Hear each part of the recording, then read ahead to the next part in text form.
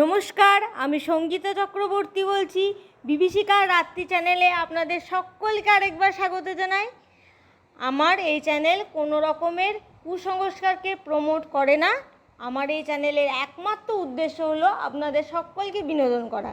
Please please please আমার এই চ্যানেলটি আপনারা সাবস্ক্রাইব করবেন, আমার পাশে থাকবেন। আর আপনাদের কাছে কোনো নতুন ঘটনা থাকলে আমার মেল আইডিতে লিখে পাঠাবেন। আমার মেল আইডি নিচে ডেসক্রিপশন বক্সে দেওয়া রয়েছে। চলুন আজকের ঘটনায় এগিয়ে যাওয়া যাক। আজকের ঘটনাটি মৃত্যুর পর নিজের মাকে নিজের কথা বলতে আসার ঘটনা। ঘটনাটা শুনলে আপনাদের খুব ভয়ও লাগবে আর খুব মন থেকে বেশ হার্ট টাচিং একটা গল্প। এটা আমি যেখানে থাকি, আমার গ্রামের যেখানে বাড়ি, সেখানকারই একটা গল্প আপনাদের সঙ্গে আজকে শেয়ার করছি। তা গল্পটা আপনারা শুনুন, বলবেন গল্পটা কীরকম লাগলো। আমাদের বাড়ির কাছেই আমাদের এক নিজেদের নয়, পাশেরই এক জেঠুমা ছিল। সেই জেঠুমার একটি মেয়ে ছিল, তার মেয়ের নাম ছিল সুনিতা।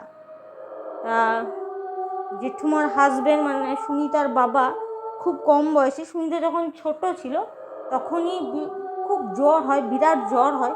সেই জ্বরে সে মারা যায়। তারপর থেকেই পুরো সংসারের যে দায়িত্ব সেটা জেঠুমার কাঁধে চলে আসে। জেঠুমা লোকের বাড়ি কাজ করতো, রান্না করতো।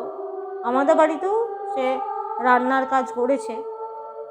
যাই হোক, তা সুনিতাকে সে খুব কষ্ট করেই মানুষ করতো। তা বেশি দূর সে তার নিজের মেয়েকে পড়াতে পারেনি। সে একটা ভালো ছেলে পেয়েছিল সম্বন্ধ, তাই যখন ক্লাস 7-এ পড়ে সুনিতা, তখনই তার বিয়ে দিয়ে দেয়। আর ছেলেটি গভর্নমেন্ট সার্ভিস করতো, টেলিফোন বুথ অফিসে চাকরি করতো। তারও বাবা ছিল না, বাবা মারা গেছিল কম বয়সে। খুব ছোটোতেই তার বাবা মরে গেছিলো তা নয়, কম বয়সে মারা গেছিল। তার এক বোন ছিল, তাই বোনের দায়িত্বটা ওর ওপরে ছিল। বোনের বিয়ে দেওয়ার পরই সে বিয়ে করেছিল, তাই তার একটু বয়স হয়ে গেছিলো। সে বলে না বুড়ো বর, সেই বুড়ো ধরনেরই হয়েছিল, একটু বয়স হতো। কিন্তু অবস্থা খুব ভালো ছিল ছেলের বাড়ির। তারা ফ্ল্যাটে থাকতো, তার মা, সে আর তার বোন মাঝে মধ্যে আসতো। যাই হোক, তার বিয়ে হয়ে যায়। আর জেঠুমা বেশ খুশিতেই ছিল, আমাদের বাড়িতে রান্না করতে আসতো, খুব গল্প বলতো, মেয়ের কথা বলতো যে মেয়ে খুব সুখে আছে, ভালো আছে, তোমাদের আশীর্বাদে ভালো ঘরে পড়েছে। আমাদেরও যা শুনে ভীষণ ভালো লাগতো। বাট একদিন তার মেয়ে শ্বশুরবাড়ি থেকে চলে আসে। আর তাকে দেখেছিলাম, সে যখন এসেছিল তার হাতে পায়ে বেশ দাগ ছিল। আমরা তখন জানতে পারিনি ঘটনাটা। পরে জানতে পারলাম যে তার শ্বশুরবাড়িতে নাকি তাকে খুব অত্যাচার করা হতো। বিয়ে করার কিছুদিন বেশ কয়েক বছর কেটে যায়, 2-1 বছর কেটে যায়। তা বাচ্চা হচ্ছিল না বলে তার হাজব্যান্ড আর তার শাশুড়ি আর ননদ মিলে ওকে ভীষণ অত্যাচার করতো। বাঞ্জা বলে আর বলে তাকে গালিগালাজ করতো, মারধর করতো, বাড়ির সমস্ত কাজ করাতো। এমনকি বোনটা ওরা যে ফ্ল্যাটে থাকতো তার নিচেই ফ্লোরেই ভাড়া নিয়ে এসেছিল। ওর হাজব্যান্ডের ভাড়া সে নিয়ে ও আর ওর বোন ওখানেই এসেছিলো। শ্বশুরবাড়িতে ওর বোন থাকতো না, ওই সুনিতার যে ননদ, তা সারাদিন তাহলে তাদের ঘরেই থাকতো। সুনিতাকে বেশ জ্বালাতো। তার নিজের ঘরে সমস্ত কাজ করার পর তার ননদ আবার তার বাড়িতে নিয়ে গিয়ে প্রচণ্ড খাটাতো, যাকে বলে একটুকুনো ওকে বসতে স্থির দিত না, যাকে বলে। তারপরে যাই হোক, সুনিতা কিন্তু এই ঘটনাগুলো তার মাকে কোনো দিনও বলেনি। তার বাবা ছিল না, তার মা কোনো রকমে সুনিতা যখন বিয়ে হয়ে যায় তারপর তার মা শুধু আমাদের বাড়িতেই রান্না করতো। যে টাকা পয়সা পেত আর আমাদের বাড়িতেই খাবার নিয়ে যেত, ওদের চলে যেত। তারপরে তার মাকে সে কোনো দিনও বলেনি। আবার মায়ের কাছে মা চিন্তা করবে, কি করবে, সে আবার এখানেই হয়তো ফিরে আসতে হবে, শুধু শুধু ঝামেলা হবে আর হবে। তাই জন্য মাকে কোনো দিন বলেনি। ভাবে আমার যদি বাচ্চা চলে আসে, হয়ে যায় একটা, তাহলে আর এরকম কোনো রকম কষ্ট হয়তো তাকে পেতে হবে না। কারণ যেহেতু বাচ্চার জন্যই একমাত্র ওরা কষ্ট দিচ্ছে, বাচ্চা হচ্ছে না বলে। তাই ছেলে মেয়ে যদি কোনো রকমে হয়ে যায় তাহলে আর কোনো অসুবিধা থাকবে না। কিন্তু একদিন তার হাজবেন্ড, তার ননদ আর তার শাশুড়ি মিলে ওকে প্রচণ্ড মেরেছে, মেরে ওকে মেরে ফেলতে যাচ্ছিল একদম। নিয়ে তখনও কোনো রকমে বাড়ি থেকে বেরিয়ে চলে আসে। আর ওরা বলে যে তুই যাচ্ছিস যা, এবারের মতন চলে যা, আর কোনোদিনও ফিরে আসবি না, আমি আমার ছেলের আবার বিয়ে দেবো, তোর মতন বাঞ্জা মেয়েকে আমরা রাখবো না। যাই হোক, সুনিতা খুব কষ্ট পেয়ে বাপের বাড়িতে আসে, এসে তার মাকে তারপরে সেই ঘটনাগুলো বলে। তার মা যথারীতি ডাক্তার দেখায়, বেশ বড় ডাক্তারকেই দেখিয়েছিল। আমার বাবাকে বলেছিল, আমার বাবা বেশ অনেক টাকা পয়সায় দিয়েছিল, তারপর তাকে খুব ভালো একজন নাম করা গাইনোকোলজিস্টের কাছে দেখিয়েছিল, তার রিপোর্ট করিয়েছিল। তা যা খরচাপাতি হয় আমরাই দিয়েছিলাম, কারণ আমারই ছোট বোনের মতন ছিল, ও আমার থেকেও বয়সে ছোট ছিল অনেক। তা আমার বাবা ওকে খুব ভালোবাসতো, যেহেতু বাবা ছিল না। তার রিপোর্টে ডাক্তার দেখে বলে যে সুনিতার কোনো প্রবলেম নেই, ও যখন তখন মা হতে পারে। ওর হাজব্যান্ডের কোনো রকম প্রবলেম থাকলেও থাকতে পারে, যার জন্য হয়তো হচ্ছে না বাচ্চা।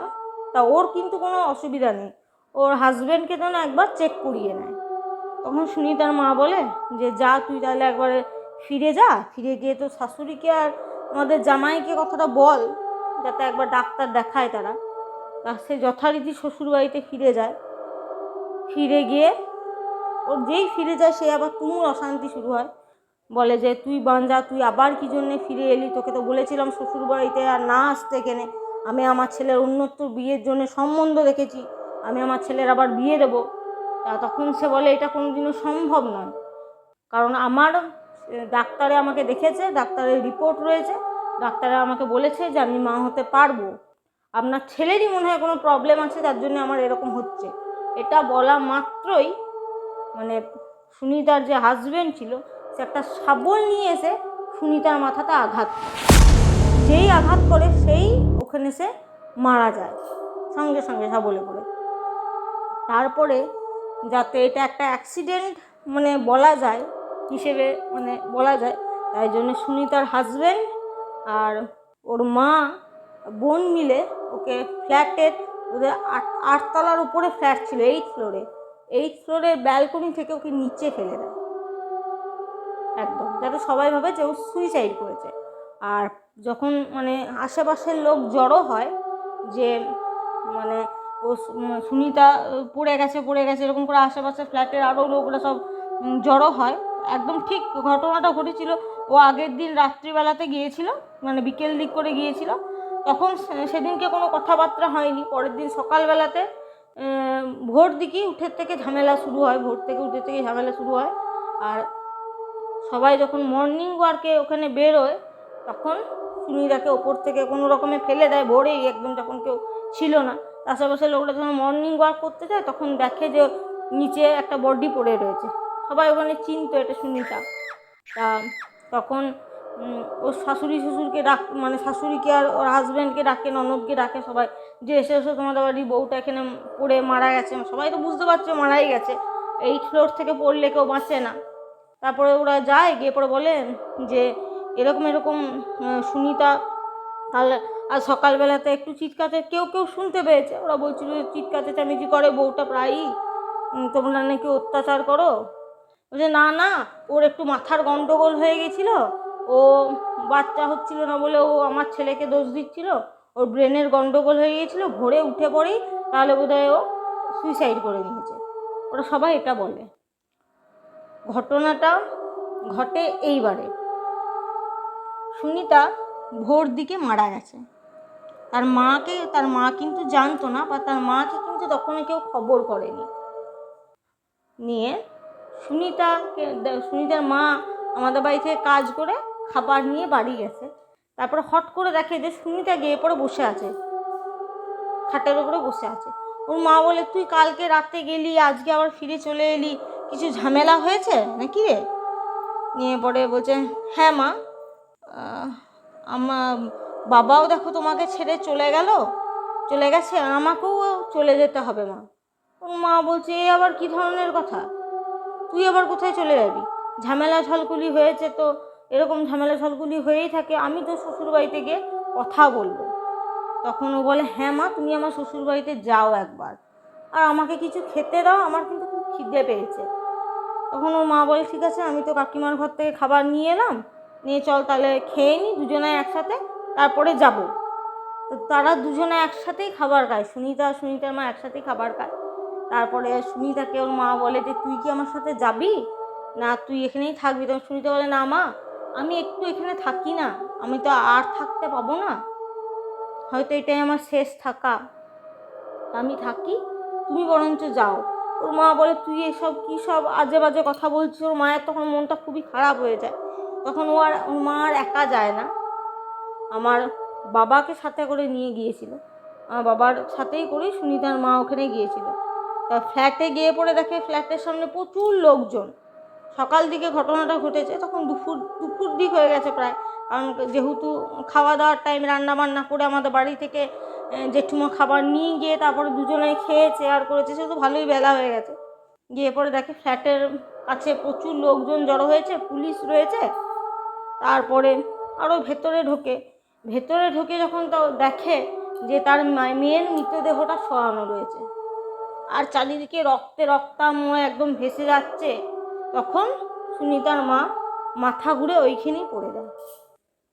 তারপরে ওখানে জল টল দিয়ে ফ্ল্যাটের একজন লোক বস করায়। তারপরে আমার বাবা কোনো রকমে ওকে কষ্ট করে তারপরে ঘরে ফিরিয়ে নিয়ে আসে। তারপরে এসে পড়ে তখন সে আমাদের বাড়িতে ঘটনাটা বলে যে, সুনিতা ওইদিকে মারা গেছে, খবর মানে ভোরবেলাতেই মারা গেছে শুনলাম, যে ওখানে মানে বাবা বললো তো ভোরবেলাতেই মারা গেছে, মানে ইয়েতে ব্যালকনি থেকে নাকি ঝাঁপ দিয়েছে। মা বলে যে না, ওর মা বলে যে না, এটা হতে পারে না, ওর মা একটু পাগল ধরনের হয়ে গেছিলো, এখনও আর কোনো তার মাথার কোনো ঠিক নেই। সে আমাদের বাড়িতে অনেক দিন যাবৎ কাজ করেছে, এখন তার মাথার একদমই ঠিক নেই, মানে সে আর কাউকে চিনতেও পারে না। ঘটনাটা হওয়ার পর সারাক্ষণ শুধু নিজের মেয়েরই নাম করে যায়। তা সে বলে এটা কিছুতেই ঘটতে পারে না। সুনিতা আমার কাছে এসেছিলো, এসে আমার কাছে ভাত খেলো আর বলল যে, মানে পুরো ঘটনাটাই তার মা খুলে বললো যে, তুমি যাও, তার মেয়েই নাকি তাকে পাঠিয়েছে যে তুমি আমার শ্বশুর বাড়ি যাও। সে যে মারা গেছে সেই খোঁজটা সে নিজেই এসে বলে তার মাকে দিয়ে গিয়েছিল। তার মা এখনও পর্যন্ত বলে যে সুনিতা নাকি আসে তার কাছে, তার সাথে নাকি গল্প করে, কথা বলে, এখনও পর্যন্ত নাকি তার আত্মা শান্তি পায়নি। তার মায়ের কাছে গেলে পরে মানে আমি যখন এখনও পর্যন্ত যাই বাপের বাড়ি, মাঝে মধ্যে জেঠুমার সঙ্গে দেখা হলে খুব খারাপ লাগে, কথা বলতে যাই। আমাদের কি হয়তো মাঝে মধ্যে সুনিতা করে ডাকে, আবার যখন নিজের পরিচয় দিই তখন বলে যে, জানিস কালকে রাত্রেবেলায় সুনিতা এসেছিলো, আমার জন্য এত এত খাবার নিয়ে এলো। আমরা যদি বলি যে জেঠুমা তুমি কোনো কিছু খাবার খেয়েছো বা দেবো, তখন বলে যে না, আমার তো পেট ভর্তি, কাল রাত্রে সুনিতা এসে পরে প্রচুর খাবার আমাকে দিয়ে গেছে। যাই হোক, ঘটনাটা শুনবেন, জানাবেন আপনাদের কীরকম লাগলো। আমি আমার মতন করে গল্পটা বলার চেষ্টা করলাম। এটা গল্প নয়, এটা একটা সত্যি ঘটনা, যেটা আমার ছোটোর থেকে কানে শোনা, যেটা আমি নিজে শুনেছি আর নিজে দেখেওছি। আপনারা প্লিজ আমাকে সাপোর্ট করবেন, আমার চ্যানেলটার পাশে থাকবেন, আর গল্পগুলো কীরকম লাগছে আপনারা কিন্তু জানাতে ভুলবেন না। প্লিজ কমেন্ট করবেন। আপনাদের কাছে কোনো গল্প থাকলে আমার মেল আইডিতে, ডেসক্রিপশন বক্সে আমার মেল আইডিতে দেওয়া আছে, সেখানে আপনারা গল্পগুলো পাঠাতে পারেন। ধন্যবাদ।